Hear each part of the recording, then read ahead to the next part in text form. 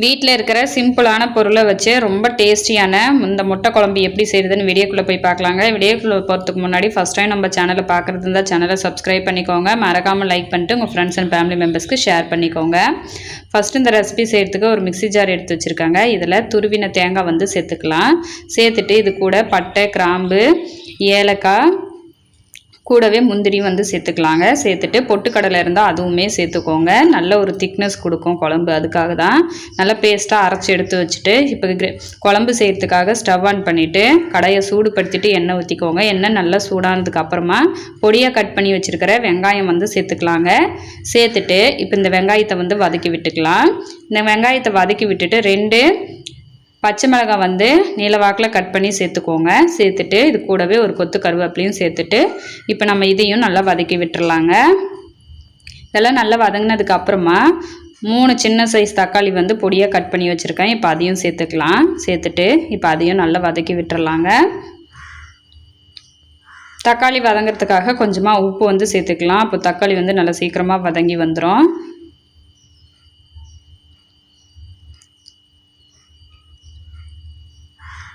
இப்போ பாருங்கள், தக்காளி எல்லாம் நல்லா குழைவாக வதங்கி சூப்பராக வந்துருச்சு. இப்போ இந்த சமயத்தில் 1/4 டேபிள் ஸ்பூன் மஞ்சள்தூள் சேர்த்துக்கலாங்க.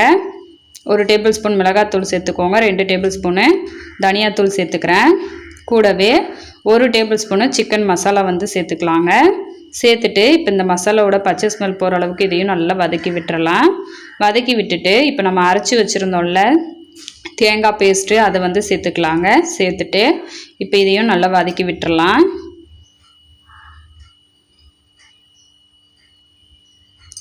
இந்த மாதிரி குழம்பு வைக்கும் பொழுது இந்த மாதிரி வச்சு பாருங்கள், ரொம்ப டேஸ்ட்டாக இருக்குங்க குழம்பு.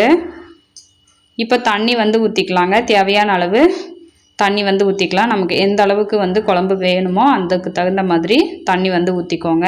ஊற்றிட்டு இப்போ தேவையான அளவு உப்பு வந்து சேர்த்துக்கலாங்க.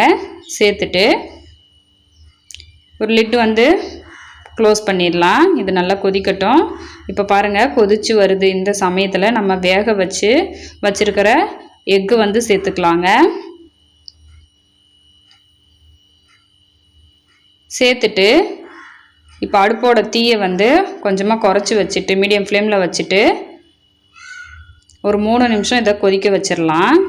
இப்போது இதில் 1/2 டேபிள் ஸ்பூன் மிளகுத்தூள் வந்து சேர்த்துக்கலாங்க. சேர்த்துட்டு பொடியாக கட் பண்ணி வச்சுருக்கிற கொத்தமல்லி இலையும் தூவிக்கலாம். தூவிட்டு இப்போ மறுபடியும் க்ளோஸ் பண்ணி விட்டுறலாங்க. இது ஒரு 3 நிமிஷம் அப்படியே மீடியம் ஃப்ளேமில் கொதிக்கட்டும். அப்போ தான் அந்த முட்டையெல்லாம் அந்த கிரேவியில் நல்லா ஊறி வருங்க. அவ்வளோதான். இப்போ ஸ்டவ்வை வந்து ஆஃப் பண்ணிடலாம். ரொம்ப சூப்பராக முட்டை குழம்பு வந்து ரெடி ஆகிடுச்சு பாருங்கள். ரொம்ப சுவையாக இருக்குங்க.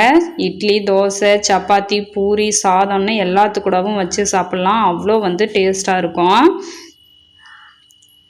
ஒரே மாதிரி முட்டை குழம்பு செஞ்சு போர் அடிச்சதுன்னா கண்டிப்பாக இந்த மாதிரி ஒரு தடவை செஞ்சு பாருங்கள்.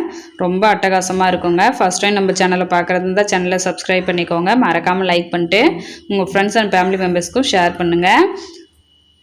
வீடியோ பார்த்துட்டு எப்படி இருந்ததுன்னு கமெண்ட்டில் சொல்லுங்கள். தேங்க்ஸ் ஃபார் வாட்சிங்.